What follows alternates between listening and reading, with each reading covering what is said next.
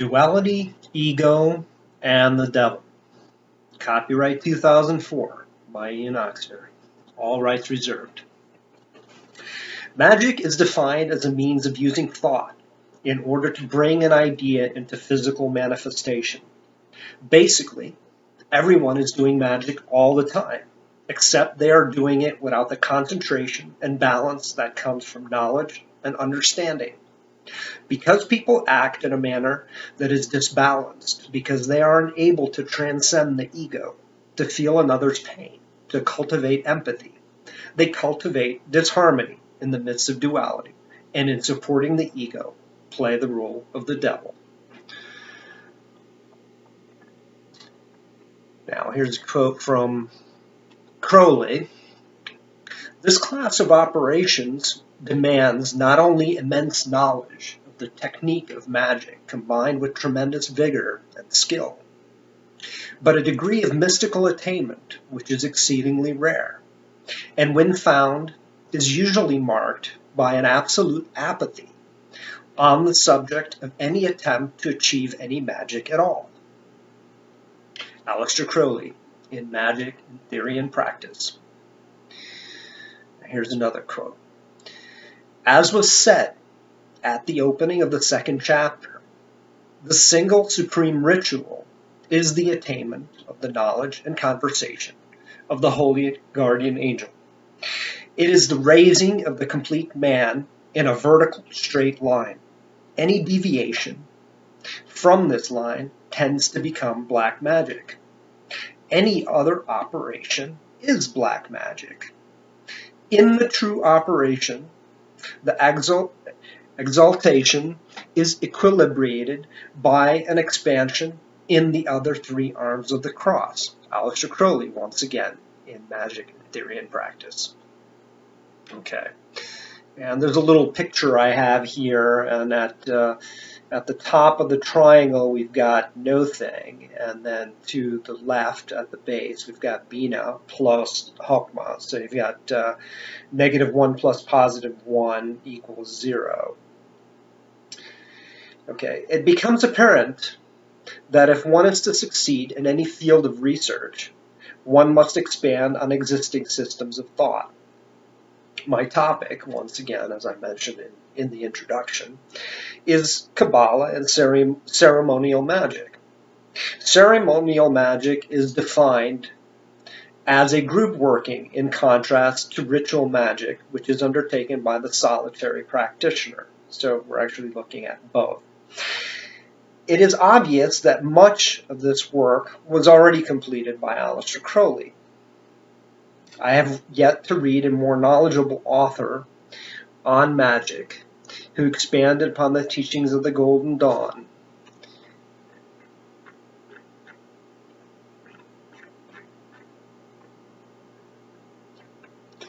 Okay, this is a repetition, so I'm just going to go ahead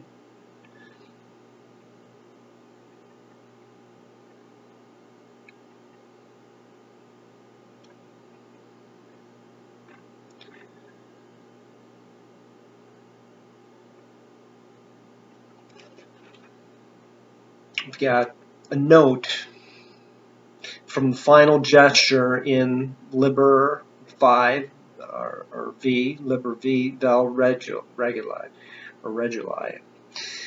I also am a star in space, unique and self-existent, an individual essence incorruptible. I also am one soul. I am identical with all and none. I am in all and all in me. I am apart from all and Lord of all and one with all. I am a God. I very God of very God. I go upon my way to work my will. I have made matter in motion for my mirror. I have decreed for my delight that nothingness should figure itself as twain, that I might dream a dance of names and natures, and enjoy the substance of simplicity by watching the wanderings of my shadows. I am not that which is not. I know not that which knows not. I love not that which loves not, for I am love, whereby division dies in delight. I am knowledge, whereby all parts plunged in the whole perish and pass into perfection. And I am that I am, the being wherein being is lost in nothing, nor deigns to be, but by its will to unfold its nature, its need to express its perfection in all possibilities. Each phase a partial phantasm, and yet inevitable and absolute. I am omniscient, for naught exists for me unless I know it. I am omnipotent, for naught occurs, save by necessity of my soul's expression, through my will to be, to do, to suffer the symbols of itself. I am omnipresent, for naught exists where I am not, who fashioned space as a condition of my consciousness of myself, who am the center of all, and my circumference the frame of my own fancy. I am the all. For that I am not the absolute all, and all my all is mine and not another's.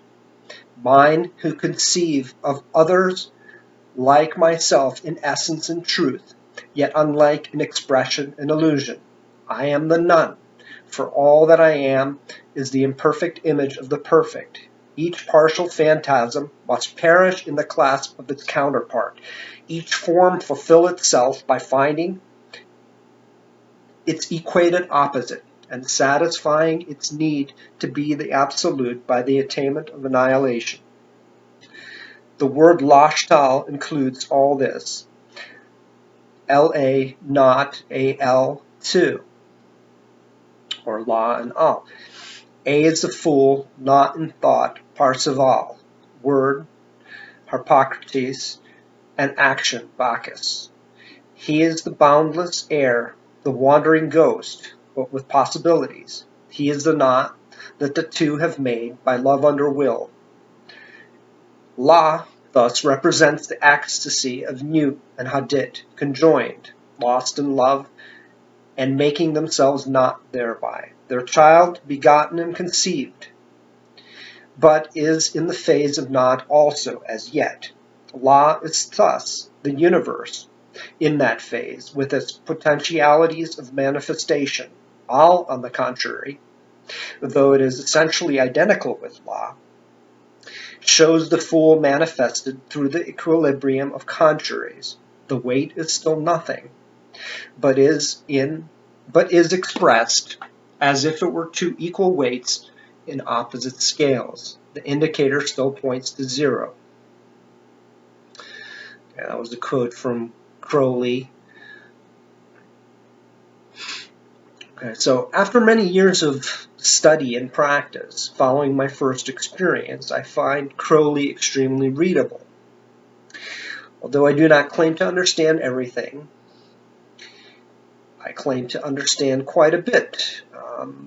Much of the focus of Crowley's work is aimed at the exempt adept, the crucial grade of Magister Templii, the Master of the Temple, and higher grades. The bulk of Crowley's work is aimed at getting the aspirant across the abyss so that he can begin to understand the magical alphabet or symbolism from the vantage point of occult puberty, or the capacity to see the big picture and focus in on individual details. The inability of the average individual to grasp these concepts is both tragic and laughable to the Master of the Temple. It is impossible to effectively communicate infinity through the medium of a finite device such as the linear mind oriented in time and space. One is left with thought, an idea, a method by which to concentrate, manipulate, doubt, and ultimately silence the mind. As I sit here, I think, what is the point? Well, perhaps it's to convince the skeptic who has achieved mystical experience that Crowley is worth the time to study, and it is indeed necessary for the mystic in order to complete the process, to come full circle, to thread the path of the Magi. Part of the problem lay in A.C.'s antics. Unfortunately, his shock tactics have left him in a negative light, which leads people to ignore his teachings based on seemingly satanic rants that in fact conceal the secrets of white magic. References to death imply the use of cloaked language to conceal sexual rites. Remember, the ego dies during sexual intercourse, during the experience of union with one's opposite. And the general consensus during the period in which he wrote allowed for literature with references to death, murder, but sex was still considered taboo, hence the need for cloaked language. Crowley explains himself in his book, Magic in Theory and Practice. There is a tradition, or a traditional saying, that whenever an adept seems to have made a straightforward, comprehensible statement, then is it most certain that he means something entirely different. The truth is nevertheless clearly set forth in his words. It is his simplicity that baffles the unworthy. I have chosen the expression in the chapter, or the expressions in the chapter, in such a way that it is likely to mislead those magicians who allow selfish interests to cloud intelligence, but to give useful hints to such as are bound by the proper oaths to devote their powers to legitimate ends. Okay, and that's the end of the quote there by Crowley. So, in my opinion, Crowley's true character, that of the master white magician, is revealed in his novel Moonchild. Young Crowley as an Adeptus Major is depicted by the character Cyril Gray, while his older counterpart, the master Simon If, represents a more mature Crowley as Magister Templi, in a story that is probably closer to non-fiction than fiction.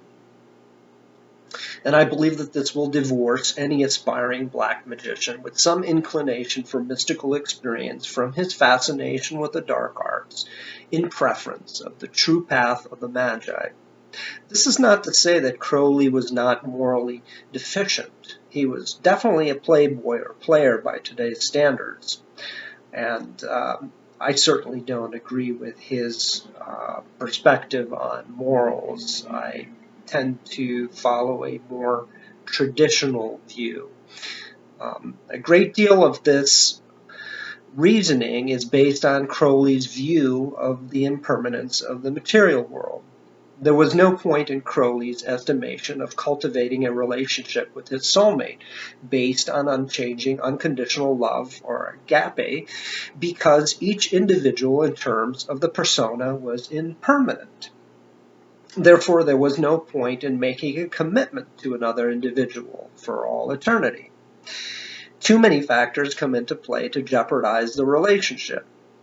This is part of the reason why I demonstrate shape-shifting as one of the solutions for an individual that has achieved physical immortality. It's possible that one might get bored with one's physically immortal sexual partner in a couple hundred or thousand years, which could lead to infidelity. However, I kind of have an image in my mind now of the girl that I think would keep me satisfied forever. Okay, so the ability to morph enables the individual to assume the role of an infinite possibility of characters. One's wife could become all the women in the world. There would be no reason to cheat in this case. The realization that the mind and body are pliable would cause individuals to focus on the relationship between their true selves. Crowley knew that physical death was not necessary to transcend the ego, but felt that reincarnation was part of a natural cycle. And here's a quote from Crowley. The death of the individual is his awakening to the impersonal immortality of Hadit. This implies less to physical death than to crossing the abyss, for which see Liber, 418, the 14th ether. One may attain to be aware that one is but a particular child of the play of Hadit and Nuit. One's personality is then perceived as being a disguise. And this is from The Law is for All, page 92. Now, as I said a little bit earlier, and I'm kind of adding or ad-libbing to the original book, Crowley was morally corrupt in one sense, but he was probably more moral than your average free-loving hippie. To say, or well, I might be wrong about that, to say that he was vastly more disciplined is an understatement. It is sad that the greatest writer in the whole universe, a man that was capable of shedding light on seemingly insoluble universal riddles, should be ignored and misinterpreted by individuals lacking the organ by which to perceive the truth of the matter.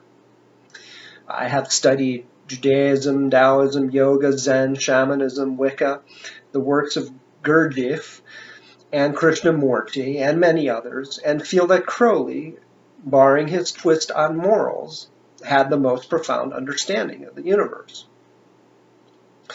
This is the reason I have decided to expand on his teachings while showing a morally based system, similar in essence to Judeo-Christian principles. And that doesn't mean that I believe in the Bible or any of the characters in the Bible. I am open to the possibility, but I haven't seen any proof yet. It says here, see my document entitled The Eternal City. I don't think that I have that as part of the book. I'll have to find that. It might be. I have to check. As we can see, the free love movement of the 1960s that AC predicted before his death in 1947 proved to be a faulty formula for effective living. And I guess that's a matter of opinion, but I think that it's gotten to the point where I think it's possible that even Crowley would say we've got to tip the balance in the other way. I mean,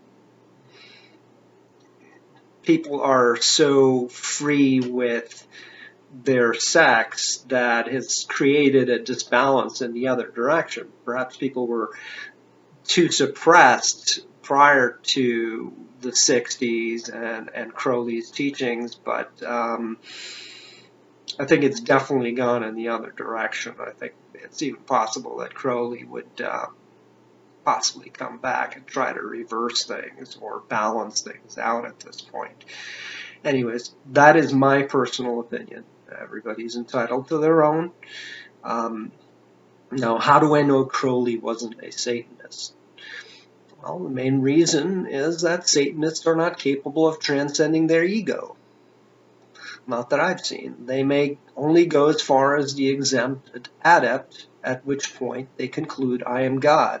Stopping here prevents one from realizing that one is not God or no thing. Here's what the founder of the Satanic Church, Anton LaVey, had to say about Crowley. As early as 1951, Anton's attitudes had been formulated enough to try to seek out a group of official devil worshippers. He visited a chapter of the Order of Thelema in Berkeley, followers of Aleister Crowley, who prided himself on being the wickedest man in the world, and supposedly in touch with the darker elements. Anton was disappointed to find the Berkeley bunch mystically minded card readers who emphasized the study of Eastern philosophy, Oriental languages, stars, and contemplation to reach the spiritual nirvana of oneness. A few years earlier, Anton had ordered Crowley's books from Jack Parsons in Pasadena. The Equinox of the Gods, Magic Without Tears, Moonchild, Diary of a Dope Fiend, Sword and Song, and Tannhauser, as well as the Book of Lies, Yoga for Yahoos, and the Book of the Law. When John Simmons biography of Crowley, The Great Beast, came out in 1952, Anton concluded that the Thelemites' founder was a druggy poser whose greatest achievements were as a poet and mountain climber. Despite hysterical tales of wild satanic orgies he was said to preside over, and the blasphemous insights his writings were said to contain, Crowley's followers were rather innocuous, much more ethereal than Anton expected. It occurred to Anton that people seemed compelled to manufacture fantasies about supposed devil-worshipping cults, no matter how bland the group might actually be. And this is Anton LaVey in The Secret Life of a Satanist. And so I felt justified to select a reply that Crowley himself might make to Anton LaVey. So replying on behalf of Crowley. As far as the grade of the exempt adept, they are on the same path as the White Brotherhood. For until that grade is attained, the goal is not disclosed. Then only are the goats, the lonely, leaping mountain masters, separated from the gregarious, huddling, valley-bound sheep. Then those who have well learned the lessons of the path are ready to be torn asunder, to give up their own life to the babe of the abyss, which is and is not they. The others, proud in their purple, refuse. They make themselves a false crown of the horror of the abyss. They set the dispersion of Coronzone upon their brows.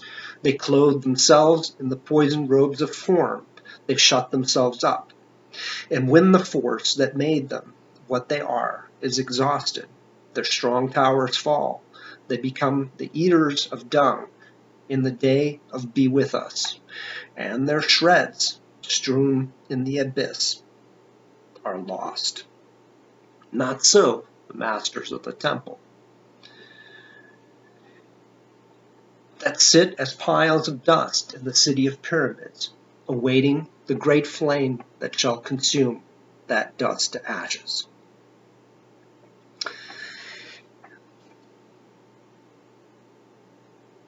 And that's the end of the quote there. Now, as a youth, I dabbled in magic, and admittedly, I was fascinated with the darker aspects of magic. And this was prior to my experience of unity. Although I was fascinated with the darker aspects, I never worked magic to intentionally harm or manipulate other individuals. I also wasn't fascinated with perverse or evil or criminal activities. It was more of a curiosity of why bad things happen and why God doesn't finally just make things better. Magic promised a means of satisfying my desires, and I enjoyed cultivating an image of myself that I felt would ward away potential bullies and help me to come to terms with the evils of the world and give me the confidence of a competitive jungle beast. Like some of the stuff I wrote here is a little bit silly. In effect, I was compensating for my Christian upbringing, the lack of answers, and even at one point thought that maybe the devil was the good guy and God was some universal tyrant that had predestined his children to eternal damnation. I know that predestination is a fact because I have been seeing into the future, beginning with a premonition of my father's death when I was only 4 years old. And I actually tried to stop him from going the night of the accident. This is one of my earliest memories. Now, the pivotal point came for me when I began to seriously contemplate the contradiction between predestination and free will. Prior to this, my focus was on achieving a level of experience that would enable me to know something in the same manner that I know that I exist. To achieve this, one must become one with the object of one's inquiry. In yoga, this is called samadhi. Subject and object merge, and one has true knowledge that goes beyond the intellect, because one can doubt one's intellect, but not an experience as certain as one's existence. If God is not at least as real or more real than you, then you can doubt him out of existence. Him or her or it, whatever way you want to look at it.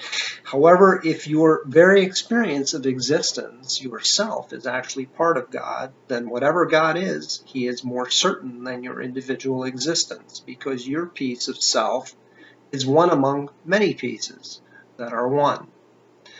However, this faulty view is based on mystic monism. See below.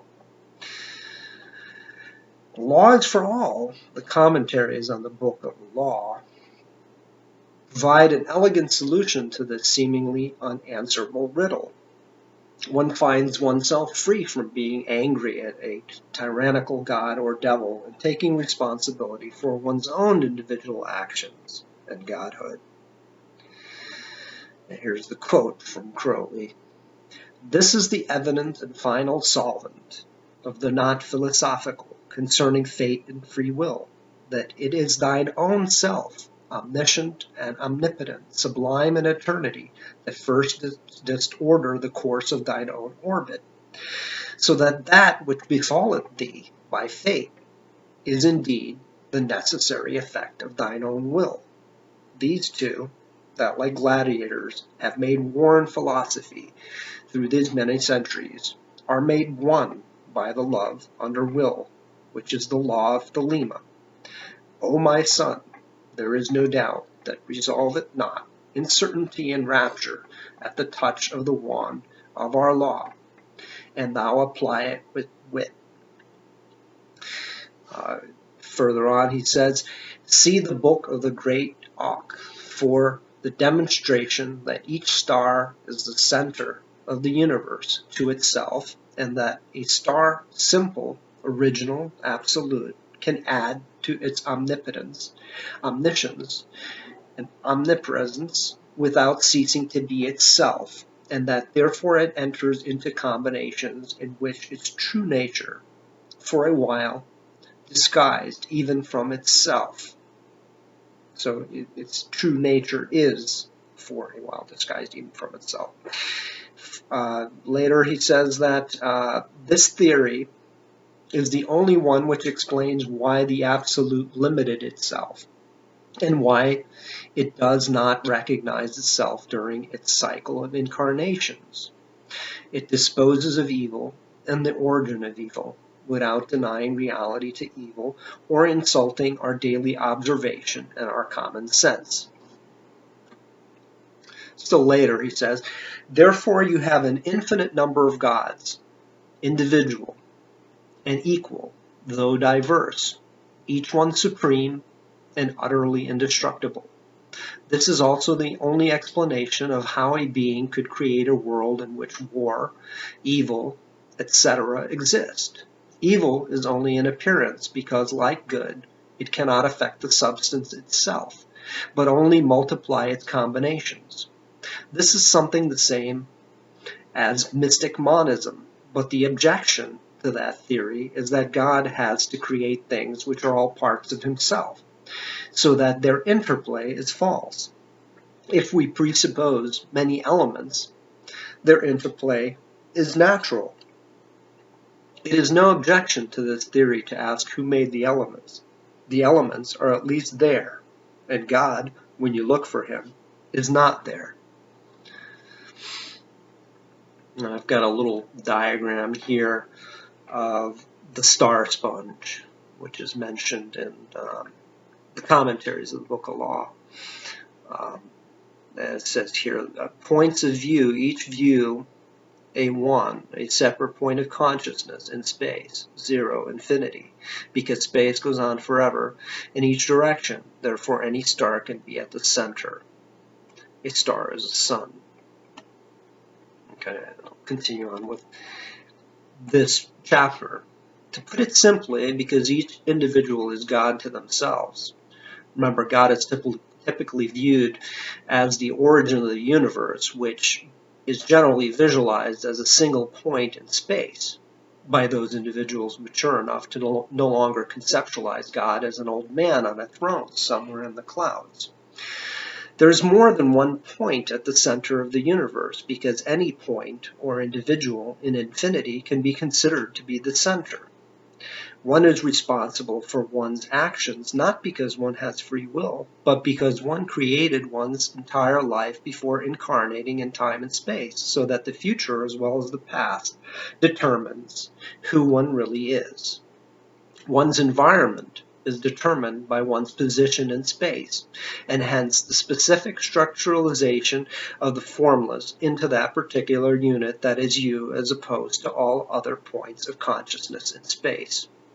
In practice, one should be able to step out of time-space, rewrite one's past, future, and then re-enter the universe of duality. In other words, free will is only possible outside of time and space. Indeed, there are magic rituals designed to send energies to one's past or future self in order to get immediate results in the present. See the end of the book, Modern Magic, by Donald Michael Craig. And that was the earlier publication. I've had that particular book for at least 25 years. Okay, my chapter continues here. In reality, the ego is at the root of duality. The two horns of the goat that will correspond to the two hemispheres of the brain. And of course, Eliphas Levi apparently came up with this. The inverted pentagram and all of this stuff.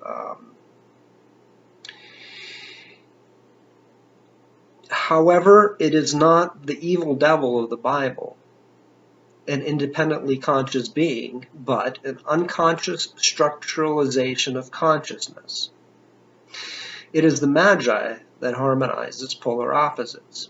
So in this context, it was true that Crowley was the devil. All magicians are, in Buddhist terms, Mara, makers of illusion. The physical world is considered illusion. So the magician that creates the illusion of a computer program may receive real currency for his efforts. This devil becomes evil when ego pits itself against ego. An imbalanced duality produces evil, while a balanced duality affects good. We may use the dragon as a sturdy steed. This devil uses duality to achieve the highest good.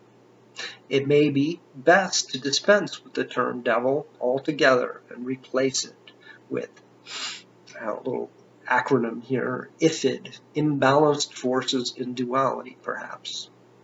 Crowley considered himself to be both the Christ, Antichrist, rolled into one individual. In actuality, Crowley did not believe in either God. Crowley equates God with no thing. This does not require faith or beliefs, which are simply a congregation of thought or thoughts supporting a particular view that can be doubted. And he doesn't believe in the devil. And there are portions of his writings or portions that indicate that he actually admired the story of Jesus in many respects. The number 666 is actually a number of Tiferet, which corresponds to the Messiah. The number 6, 2 times 3 equals 6, Chokmah times Bina equals Tiferet. 5 is also the intermediary corresponding to Horus. 2 plus 3 equals 5. It's relevant because it is the median, intermediary between 10, Malkuth, Earthman, and 0, nothing, God. Contrary to the popular notion, is not or nothing responsible for creation or the evil that results from duality, which is necessary for the individual experience of existence. Creation can only take place in duality, time and space. Now, Crowley was definitely anti-Christian in that he showed Christianity to be a myth patterned on the story of the dying God and encouraged the life of the typical uncommitted bachelor. Let me put it this way, since it's rather easy to take things out of context. Crowley was someone who was trying to save the world, but did not believe in the Christian way. That makes him anti-Christian, or Antichrist, if you like. However, if there is no devil or Christ, then there is also no Antichrist. This does not mean that he was a wonderful person, but that his knowledge of the universe generally outweighs his shortcomings. One eventually learns to ignore his negative rambles until one is able to, more often than not, interpret them as symbols for some wholesome arcana. At this point, you may ask if I believe in the things I've written here. The answer is, I neither believe nor necessarily disbelieve any of this. I've basically experienced it, so it's not something that I need to believe or disbelieve. Okay, so my book continues. Say here, in another sense, the magician, by using thought and promoting it, sets up a barrier against those that would transcend thought. I think it's suitable to inject a somewhat primitive, childish analogy that is in one sense both true and profound. It is that if everyone were to transcend thought and duality, the universe would cease to exist.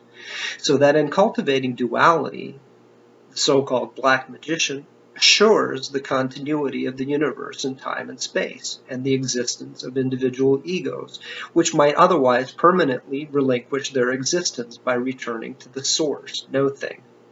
Once again, a partially faulty view ascribed to mystic monism. Ironically, the magician also provides the mystical methods by which to transcend thought.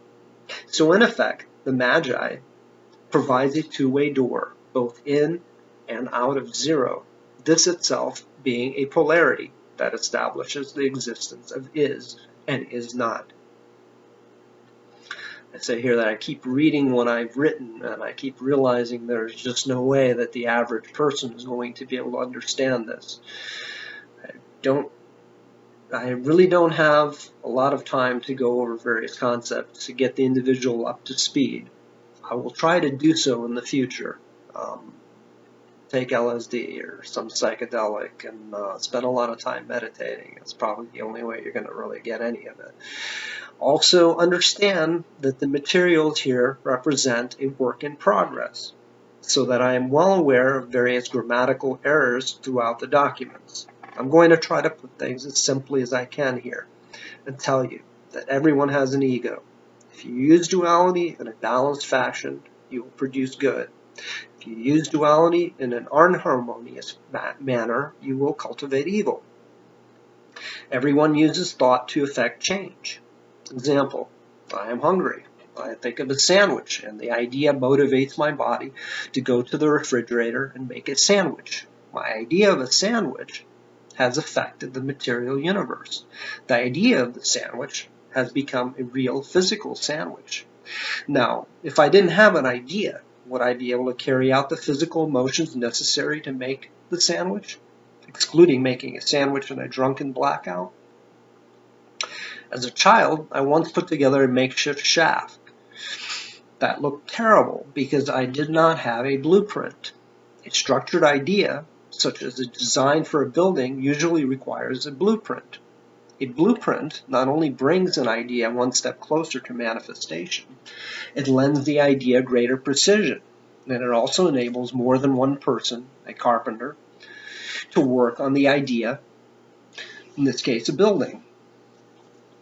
This is the theory behind the construction of a talisman, which may be a geometric shape representing an idea, or in some cases, intangible concept that should prove difficult to visualize without being referred to some tangible object.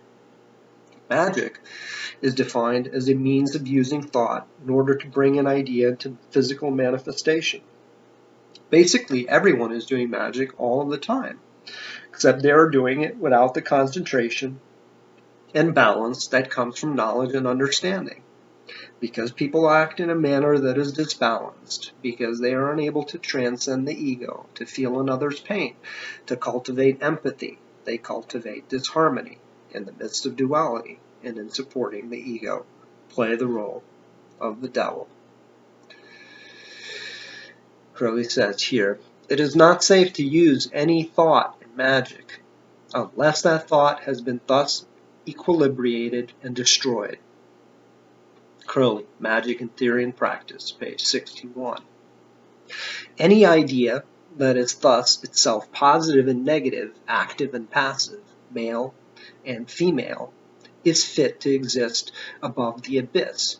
Any idea not so equilibrated is below the abyss, contains itself an unmitigated duality or falsehood, and is to that extent clipothic and dangerous. Crowley once again in Magic in Theory and Practice, page 62. Now, if you read my earlier articles, The Formula of the Sun and The Divine Geometry, you should understand that crossing yourself represents crossing the abyss between form and formlessness, and that this involves transcending your ego.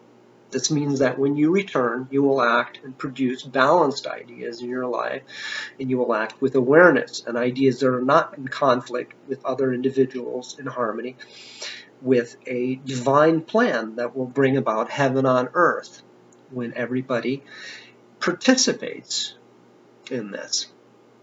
Note that the horizontal line on the cross represents the path between Geburah, 5, and Hesed, 4. Remember that I said in the Divine Geometry that the abyss is between the 4th Sephirah and the 3rd Bina, because 4 points are necessary to create a form in the three-dimensional world. The simplest form being the pyramid, and how the 3 points represent the plane.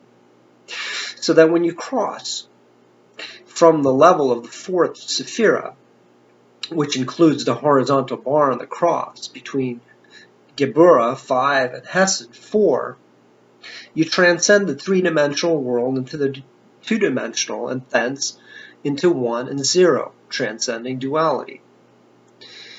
Notice also why the black brothers who are not able to cross the abyss or transcend the ego ultimately view themselves as God and are stuck in the city of pyramids, unable to cross from form to formlessness. Being stuck in the ego, they act out of ego, cultivating evil. This gives one the experience of being one with everyone in the world. When one returns from this experience, one does only good to others because, in effect, in this manner, one is doing good to oneself. Note that some may view the horizontal line as being situated between Bina 3 and Chokmah 2. See Metaphysica. Keep in mind, because the vertical line represents, in this case, the crossing of the horizontal line from form, duality, to formlessness, the vertical line being one's consciousness. The sun is traveling from the experience of individual consciousness in duality to unitary consciousness in naught or nothing.